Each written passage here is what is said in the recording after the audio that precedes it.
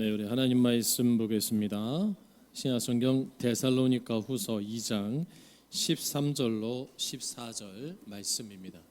신약성경 데살로니가 후서 2장 13절로 14절의 말씀을 우리 함께 봅니다. 신약성경 335면에 있습니다. 우리 같이 13절 14절의 말씀을 같이 봉독합니다. 주께서 사랑하시는 형제들아, 우리가 항상 너희에 관하여 마땅히 하나님께 감사할 것은 하나님이 처음부터 너희를 택하사 성령의 거룩하게 하심과 진리를 믿음으로 구원을 받게 하심이니, 이를 위하여 우리의 복음으로 너희를 부르사 우리 주 예수 그리스도의 영광을 얻게 하려 하심이라. 아멘. 할렐루야. 참 복되고 즐거운 주일입니다. 우리 앞뒤 자분들에게 인사하겠습니다. 사랑합니다. 축복합니다. 인사하겠습니다. 네. 온라인으로 예배드리는 사랑하는 소망의 성도님들 주님의 이름으로 또 축복드립니다. 마땅히 하나님께 감사, 마땅히 하나님께 감사한 말씀으로 이 시간 함께 은혜를 나누고자 합니다. 특별히 성경은 하나님의 자녀들에게 항상 하나님께 감사하는 자가 되라고 말씀하고 있습니다. 다시 말하면 하나님의 사랑을 깨닫고 그 사랑 앞에 예배하는 자가 되라고 권면하고 있는 것을 볼 수가 있습니다. 우리가 왜 감사하며 살아가야 되는가? 그것은 하나님께 영화롭게 하는 것이기도 하고 사람들에게 하기도 하며 세상을 아름답게 만들 수 있는 가장 중요한 요소가 되기 때문입니다. 근데 오늘날 우리 시대의 모습을 보면 사람이면 누구나 다 감사할 능력을 가지고 있는데 실제로는 감사한 마음을 가지고 있으면서도 표현을 잘 하지 못하는 그러한 삶을 사는 것을 우리가 보게 됩니다. 우리 자신을 볼 때, 여러분이 한 주간 삶을 볼 때 감사를 더 많이 표현하세요? 아니면 원망과 불평과 그 또 감사에 반대되는 말을 더 많이 쓰고 계시는가를 한번 좀 돌아봐야 될 줄로 믿습니다.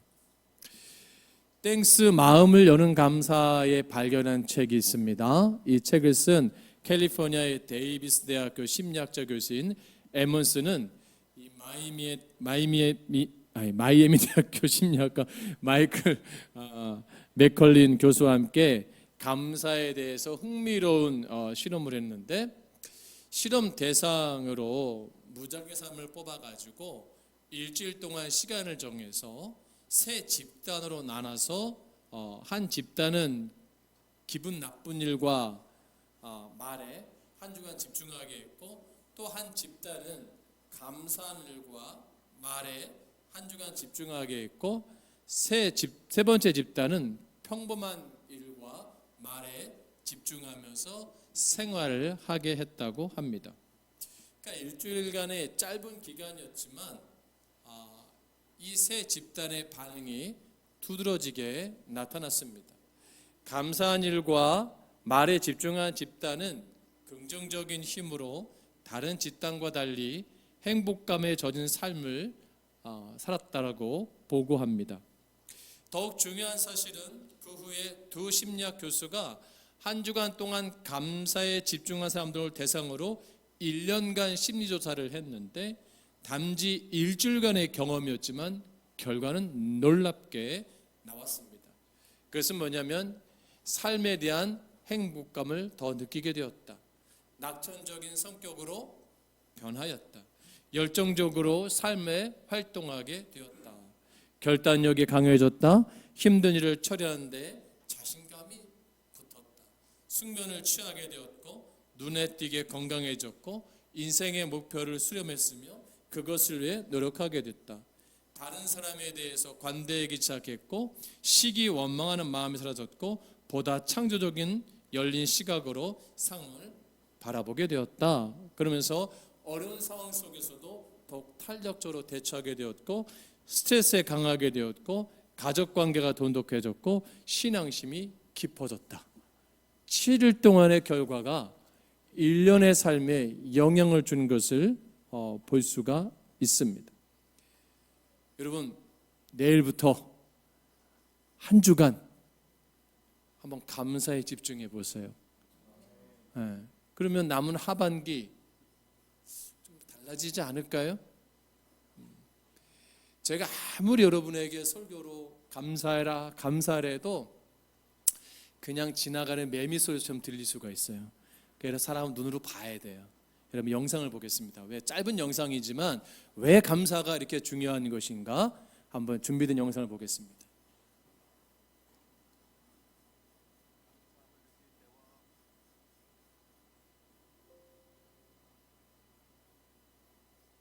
누가 닮았죠? 저 닮지 않았습니까? 볼륨 좀 올려주시고 처음부터 다시 보겠습니다.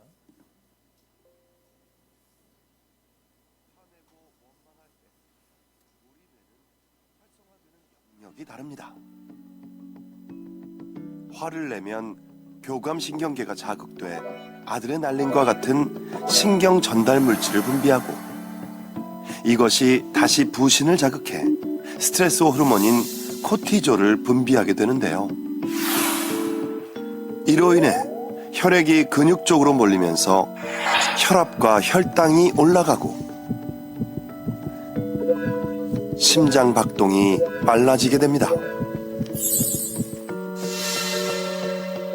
반면에 우리가 감사함을 느끼게 되면 측두엽중 사회적 관계 형성에 관련된 부분과 즐거움에 관련된 쾌락 중추가 작용해서 도파민, 세로토닌, 엔도르핀 등 이른바 행복 호르몬을 분비하도록 영향을 줍니다. 그리고 이들 행복 호르몬의 영향으로 우리 몸은 심장 박동과 혈압이 안정되고 근육이 이완되면서 기분 좋은 행복감을 느끼게 되는 거죠. Greater resilience, so better ability to recover from stress, from difficulty, greater capacity to collaborate and be generous and receive generosity from others. And what that translates to physiologically is better health heart, right? Less vulnerability to stress-related disease and cardiovascular risk and things like that. 네. 여러분 이제 불평하며 사시겠어요? 감사하며 사시겠어요? 네. 근데 어떤 분이 그래요. 목사님, 저는 진짜 감사하고 싶은데 한번 제 삶을 보세요. 감사할 수 있는 조건이 있는가? 예, 그래도 있습니다. 우리가 왜 감사하지 못하는가? 항상 상대적으로 바라보기 때문이에요. 그리고 항상 자기 주관적으로 바라보기 때문에 나는 불행하다고 생각을 하는 거죠. 특별히 신약 성경에 보면 예수님께서 10명의 문둥병자를 고쳐주셨는데 지금도 그렇지만 당시에 예수님 시대의 문둥병은 굉장히 끔찍한 병입니다. 근데 이 병에 고침받았으니까 얼마나 귀하고 얼마나 고귀한 일이고 감사한 일이에요. 근데 그 10사람 중에 한 사람만 와가지고 예수님께 감사를 표현했어요. 그때 예수님 이렇게 질문했어요. 야, 10사람이 다 깨끗함 받았는데 나머지 9은 어디 갔느냐라고 질문하셨다는 것이 성경에 기록되고 있습니다.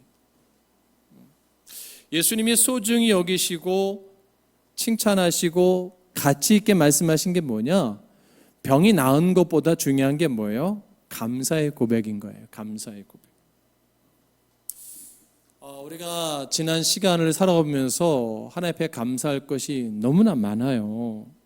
또 하나님의 자녀로서 감사할 것이 많은데 우리가 감사하지 못하고 불평하는 삶을 살았다면 한번 우리가 이 시간에 한번 우리의 삶을 다시 한번 정리했으면 좋겠습니다. 오늘 현대인의 불감증, 이 감사의 불감증에 사는 시대 가운데 우리가 놓여 있잖아요. 그러니까 무엇을 주어도 별로 감사하지 않아요. 무엇을 받아도 별로 감사를 표현하지 않습니다. 여러분, 우리 소망교회 성도들은 누가 물 한 대접 대접을 해도요 감사합니다라고 표현하세요. 할렐루야. 그럴 때 주신 분이 힘나요.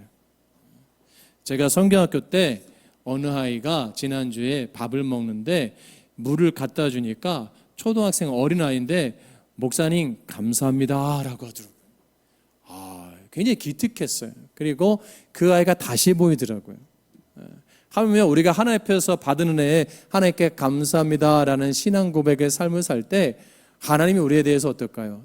참 좋아하실 것 같아요.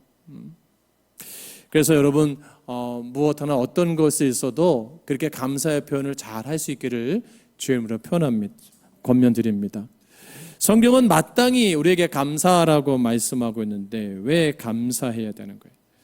바울은 특별히 로마의 박해로 어려운 시기를 보내고 있는 데살로니가 교인들에게 감사할 것을 찾아서 오히려 기쁨을 누려라 라고 권면하고 있어요. 오늘 본문에서 밝히고 있는 감사의 조건은 보다 영적인 것이고 차원 높은 것임을 발견하게 됩니다. 그것은 뭐냐? 감사는 살아있다라는 증거예요. 살아있는 자의 증거라는 거예요. 특별히 본문 13절의 말씀 보면 주의 사랑하시는 형제들아 라고 표현하고 있습니다. 우리가 항상 너희에 관하여 마땅히 하나님께 감사할 것은 하나님이 처음부터 너희를 택하사 성령의 거룩하게 하심과 진리를 믿음으로 구원을 얻게 하려 하심이니라고 표현하고 있어요. 택하시고 거룩하게 하시고 구원하셨다. 아무런 자격이 없는 우리를 택하시고 우리를 구별하시고 불러주셨다는 거예요. 아무런 조건 없이 우리를 뭐예요? 구원해 주셨다. 그러니까 뭐예요? 마땅히 감사해야 된다는 거예요. 자격이 없는 나를 구원하신 은혜에 우리는 감사할 수밖에 없다는 거예요. 그럼 마땅히 하나님께 감사할 것, 이 마땅이라는 말을 우리가 주목해 봐야 되는데 이 의미를 보면 반드시라는 뜻을 가지고 있어요. 반드시. 그러니까 해도 그만, 안 해도 그만이 아니라 기필코 하지 않으면 안 될 것을 의미하고 있는 거예요. 그러니까 우리가 이사야 38장 19절에 오직 산자, 곧 산자는 오늘날 내가 하는 것과 같이 주께 감사하며라고 했거든요. 여러분, 참 재미난 이야기지만 죽은 분은 감사할 수 없어요. 안 그렇습니까? 죽은 자가 감사할 수 없는 거예요. 오직 살아있는 자만 감사할 수 있는 거예요. 하나님이 이 세상의 창조 세계 가운데 피조물 가운데 유일하게 인간만 뭐예요? 감사할 수 있는 존재로 만드셨어요. 네. 그럼 이렇게 질문할 수 있어요. 은혜 갚은 호랑이도 있는데요. 그거는 옛날 이야기예요. 옛날 그냥 재미난 이야기지 짐승은 은혜를 갚는 게 아니에요. 네. 오직 하나님께 피조물 된 사람만이 감사할 수 있는 존재로 만드신 거예요. 왜? 감사로 하나님을 영화롭게 하기 때문에. 하나님의 형상을 지음받은 존재가 하나님께 감사하는 거예요. 그럼 하나님께 감사하는 관계를 누가 제일 싫어해요? 사단이 제일 싫어하는 거예요. 그 관계를 깨는 거죠. 그래서 내 삶 속에서 어려움을 주는 거예요. 고통을 주는 거예요. 아픔을 주는 거예요. 힘듦을 주는 거예요. 예상하지 못한 일을 경험하게 만드는 거예요. 그러면서 내가 감사할 삶을 삶에도 불구하고 어느 순간에 내 안에 뭐예요? 감사가 소멸되게 만드는 거죠. 아, 그러면 내 삶에 힘들게 하는 건 누구의 역사예요? 사단의 역사인 거예요. 여러분, 이것을 우리가 잘 파악하고 이겨야 될 줄로 믿습니다. 이것을 극복해 가야 되는 거예요. 그래서 감사가 산자의 표현이기 때문에 이렇게 표현했어요. 살아있는 증거다. 살아있는 증거다. 그러니까 여러분이 범사에 감사하는 고백을 사는 것이 뭐예요? 내가 살아있다는 증거예요. 그럼 내가 감사하지 않고 불평하고 원망하면 뭐예요? 내가 이미 죽어 있는 상태. 여러분, 한 주간 삶 속에 여러분 죽어 있는 삶을 살다 오셨습니까? 아니면 살아있는 삶을 살다 오셨습니까? 이게 굉장히 중요한 우리의 질문이 되는 거죠. 여러분, 성경에 보면 감사는 하나님을 향해 기록되어 있는 것을 볼 수가 있어요. 감사의 대상이 사람으로 성경에 기록된 건 딱 4번입니다. 그런데 감사의 대상이 여호와 하나님으로 기록된 것이 약 130번 등장을 합니다. 그러니까 감사에는 그 대상이 여호와께 드리는 찬양이 수반되어 있는 것을 볼 수가 있어요. 하나님께서 이스라엘 자손을 위하여 베푸신 놀라운 역사에 대해서 하나님이 가지신 그 이름, 그 아름다운 성품의 인자하심에 대해서 감사하고 있지요. 감사는 진실한 거예요. 진실함이 수반되어 있는 겁니다. 그래서 우리가 하나님 앞에 감사함으로 나갈 때 진실함이 있어야 되는 거예요. 여러분, 누군가에게 감사를 표현할 때 진실함이 있기를 저는 축복합니다. 여러분, 부모님께 감사하셔야 돼요. 그러면 그 진실함이 있어야 되는 거예요. 여러분을 가르치신 선생님이 계시든 리더들이 있든 그분에게 감사할 수 있기를 바랍니다. 그래서 주님은 말씀하는 거예요. 너희는 먼저 그 나라와 그 일을 구하라. 그러면 이 모든 것을 너희에게 더하시리라. 우리가 하나님 앞에 생명 있는 자로, 호흡 있는 자로, 살아있는 자로 우리가 하나님 앞에 감사할 때 내 존재는 증명된다는 사실입니다. 우리가 감사의 가장 완결체가 뭘까요? 바로 예배입니다. 우리가 예배는 감사로 드리는 거예요. 내가 비록 힘이 들고 감사할 조건이 없고 어려운 삶을 살았을지라도 예배 가운데 뭐예요? 내가 이 시간에 이 자리에 앉아서 예배드릴 수 있는 것 자체가 기적이요 은혜이기 때문에 감사할 수밖에 없는 것입니다. 그래서 감사는 뭐예요? 주 안에서 사는 자의 마땅히 행해야 될 그러한 고백인 것입니다. 여러분 13절 후반부의 말씀 보면 성령의 거룩하게 하심과 진리는 믿음으로 구원을 얻게 하신다라고 고백하고 있습니다. 감사는 성령의 인도하심, 하나님의 인도하심을 믿을 때 감사할 수 있다는 말이에요. 여러분 미국 개신교 중에 그리스도 연합교회가 있는데 이 교단은 교인들에게 하루 생활하면서 12번의 감사할 것을 가르치고 또 그렇게 실천하게 한다고 합니다. 첫 번째 감사가 뭐냐면 아침에 눈을 뜨면 새로운 시간을 주신 하나님께 감사하게 하고, 두 번째는 조반을 먹을 때는 오늘도 음식을 주실 하나님께 감사하고, 세 번째 차를 타고 직장을 갈 때 오늘 나를 움직여 주시는 하나님께 감사하고, 네 번째 직장과 가정에서는 오늘도 일을 주신 하나님께 감사하고, 다섯 번째 일을 하며 잔소리나 비판이나 압력을 받을 때는 도전을 주신 하나님께 감사하고, 여섯 번째 직장이나 집에서 칭찬이나 격려를 받을 때는 만족과 행복을 주신 하나님께 감사하고, 일곱 번째 점심시간에는 이야기를 나눌 친구를 주신 하나님께 감사하고, 여덟 번째 하루의 일이 끝나면 작은 성취를 주신 하나님께 감사하고, 아홉 번째 집에 돌아와서는 가족을 주신 하나님께 감사하고, 열 번째 저녁 TV나 신문 잡지를 보면서 편히 앉았을 때는 여가를 주신 하나님께 감사하고, 11번째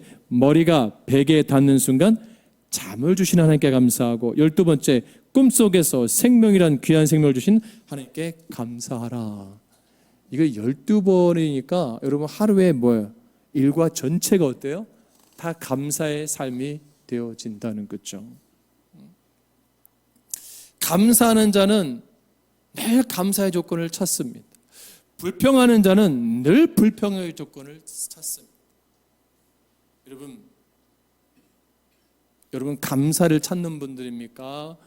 불평을 더 찾는 분들입니까? 전 여러분에게 마땅히 하나님 앞에 감사하기를 주님은 축복합니다. 왜 그러느냐? 왜 우리가 감사 조건을 찾느냐?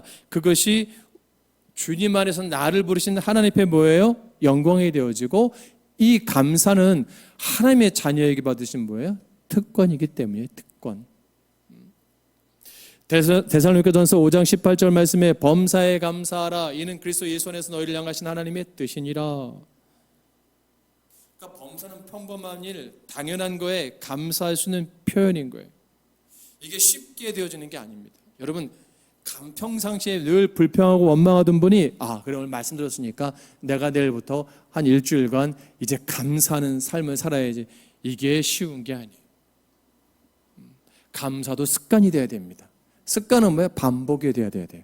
반복은 뭐예요? 훈련되는 거예요. 훈련은 뭐예요? 싫어도 해야 되는 거예요. 그다음에 어느 순간 내 몸에 배는 거죠.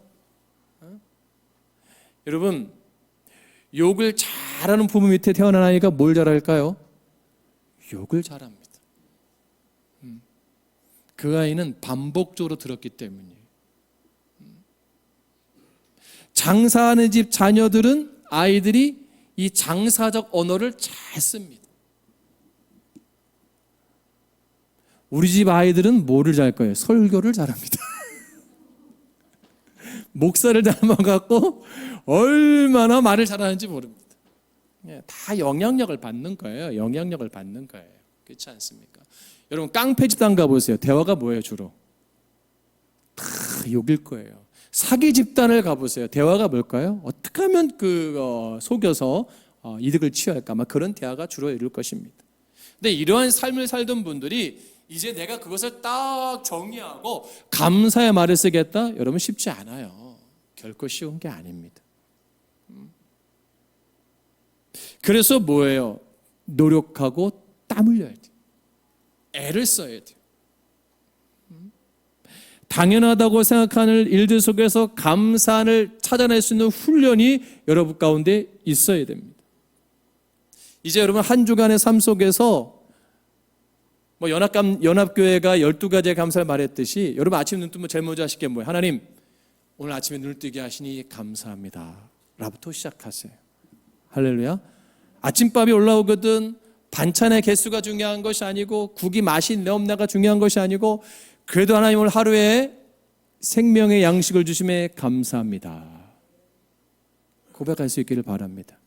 직장을 갈 때 내 차가 몇 년도식이 됐느냐, 몇 cc 차 100일량이냐, 이게 중고차냐, 폐차 직전이냐, 그것이 아니라 그래도 내가 운전해서 갈 수 있음에 하나님 감사합니다.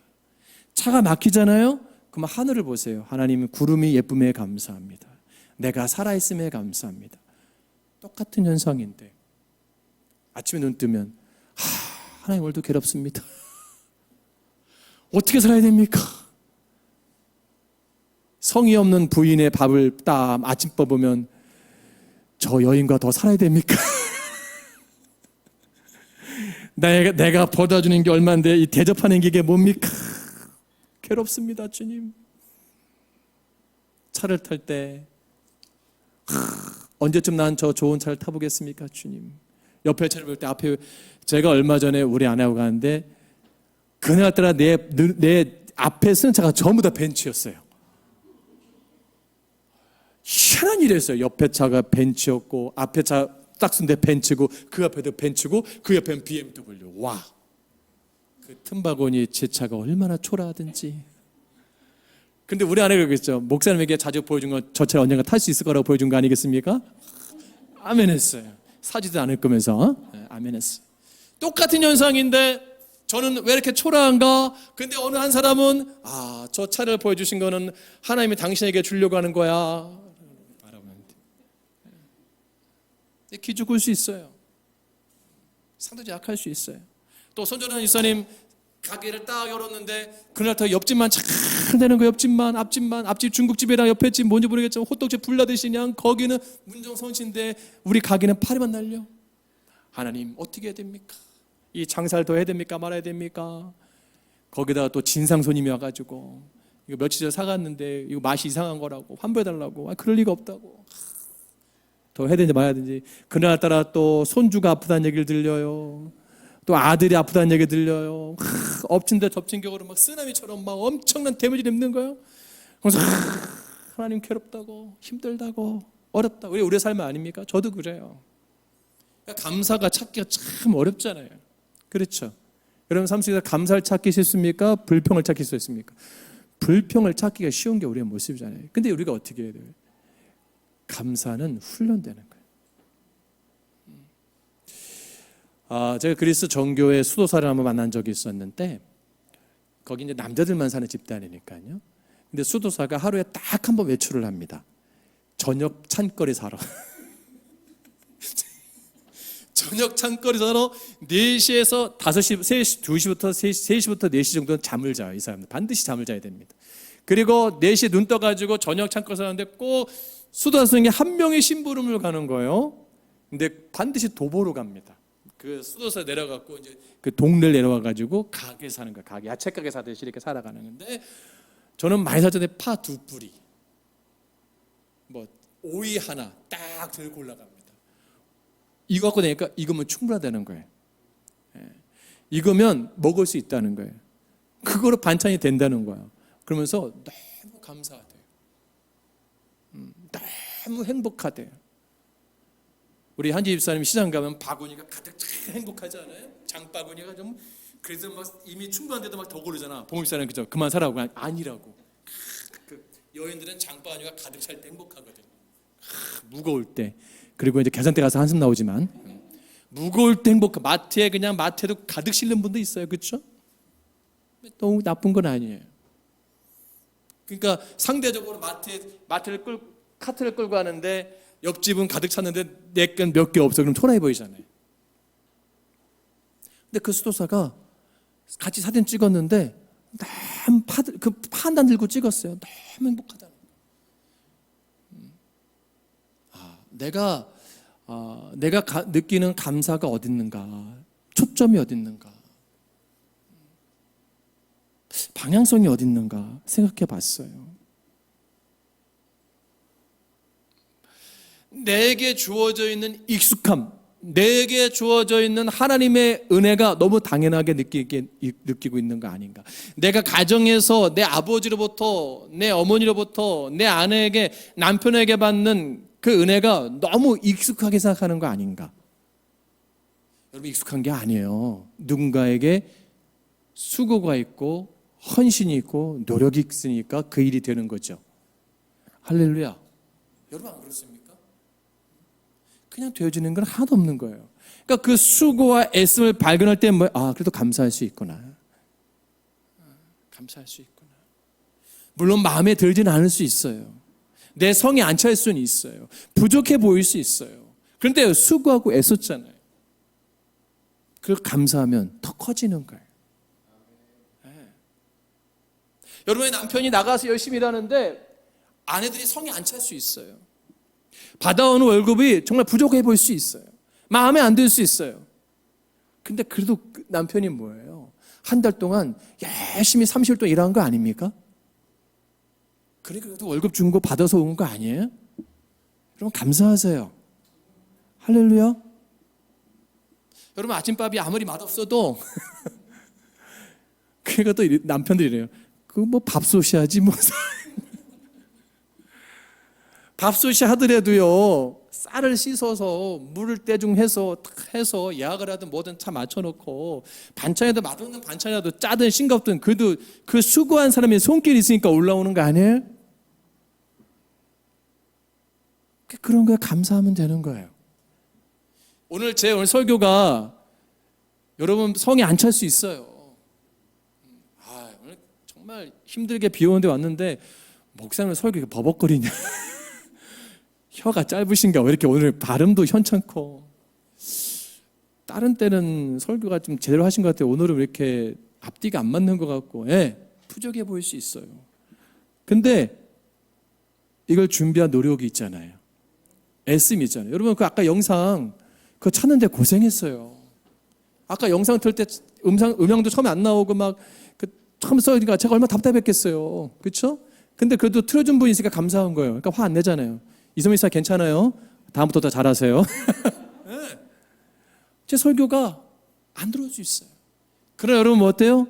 그래도 뭐예요? 수고했으니까 감사가 되는구나. 이거구나. 은혜는 아주 간단한 거예요. 누군가를 인정할 때 감사할 수 있는 거예요. 누군가의 수고를 내가 인정해 줄 때 감사할 수 있는 거예요. 말씀을 정리합니다.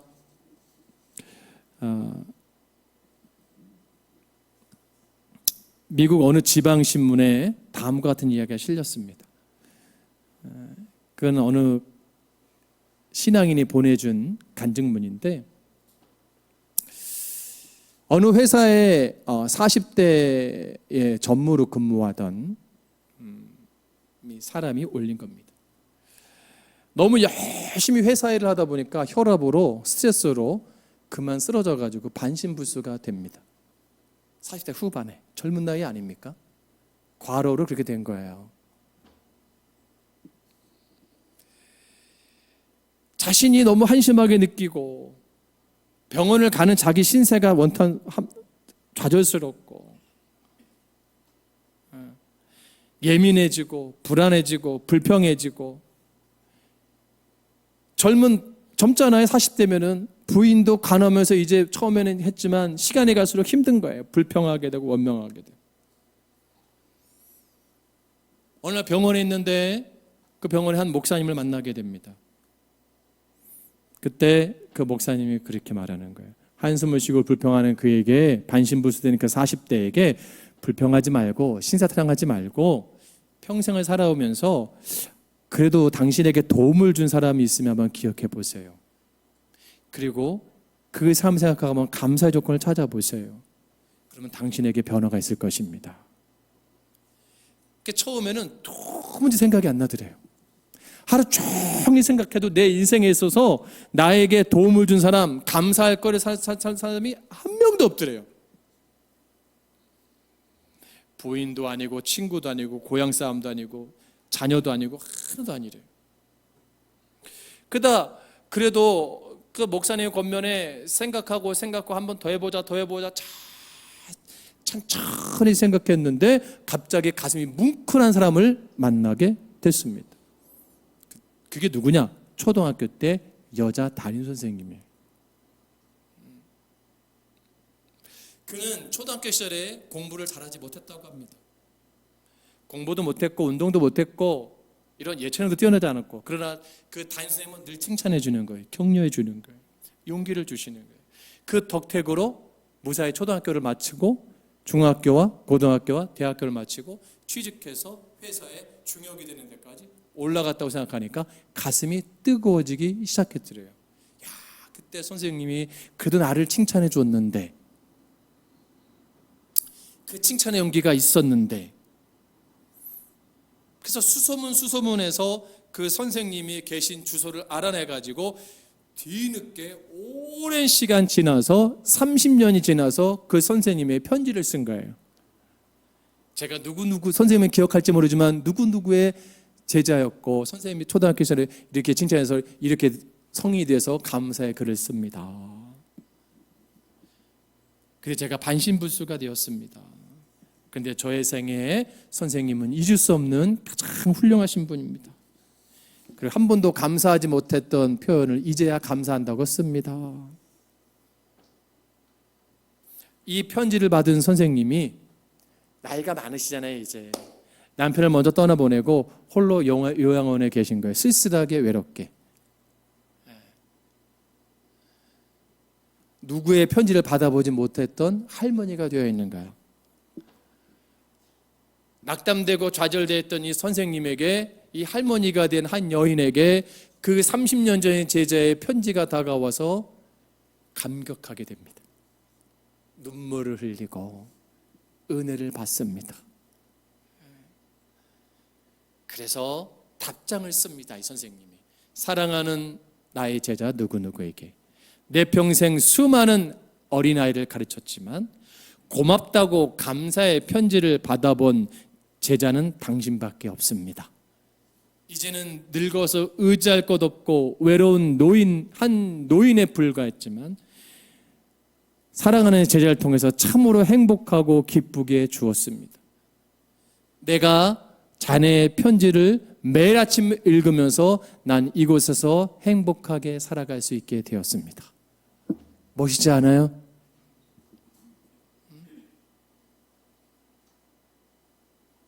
그러면서 이 선생님이 이렇게 말합니다. 이 편지가 어떤 의미를 가지고 있는지 아는가? 내 생애의 기쁨과 희열을 용솟음치게 해주었고 나는 자네의 편지를 나의 교편 생활의 유일한 보람으로 알고 내가 죽는 날까지 간직하겠네. 나는 자네의 건강을 위하여 간절히 하나님께 기도하겠네.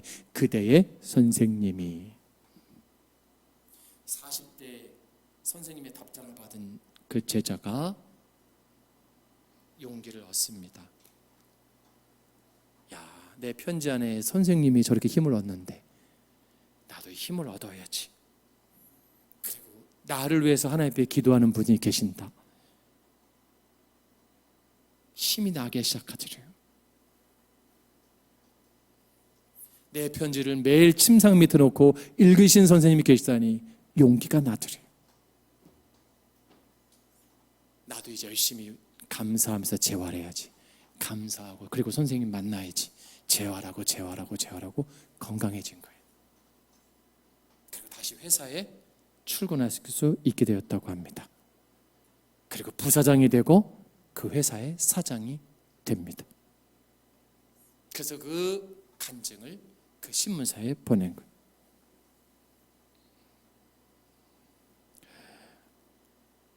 얼마 전에 우리 사회에 서울의 한 초등학교 교사 담임선 1학년 2년째 담임 선생님이 이렇게 안타까운 생을 마감했잖아요. 저는 그 선생님이 참 안타까워요. 왜냐하면 누군가에게 정말 훌륭한 스승이 될 수 있는 선생님이 아니었습니까? 그럼 왜 그분이 그랬을까? 그 학부형이 그 선생님에 대해서 조금이라도 감사하는 마음이 있었다면, 자녀를 맡김에 감사함이 있었다면 그렇게 행할 수 있을까? 그렇죠? 내가 감사할 수 있는 마음이 있다면 아픔을 줄 수 있을까요? 아니라고 생각해요. 여러분 삶의 자리에서 감사로 대하시길 바랍니다. 낮은 자리에 있든 높은 자리에 있든 여러분 관계된 분들에게 항상 감사하세요. 그리고 고마워하시고 표현하시길 바랍니다. 그래서 우리 교회가 여러분 가정이 우리의 삶이 행복해지는 그런 주인공 되기를 축복하고 2023년 남은 하반기 이제 전반기는 불평의 삶을 살았다면 이제 감사로 회복되어지는 그런 아름다운 삶이 되기를 주임으로 축복합니다. 기도하겠습니다.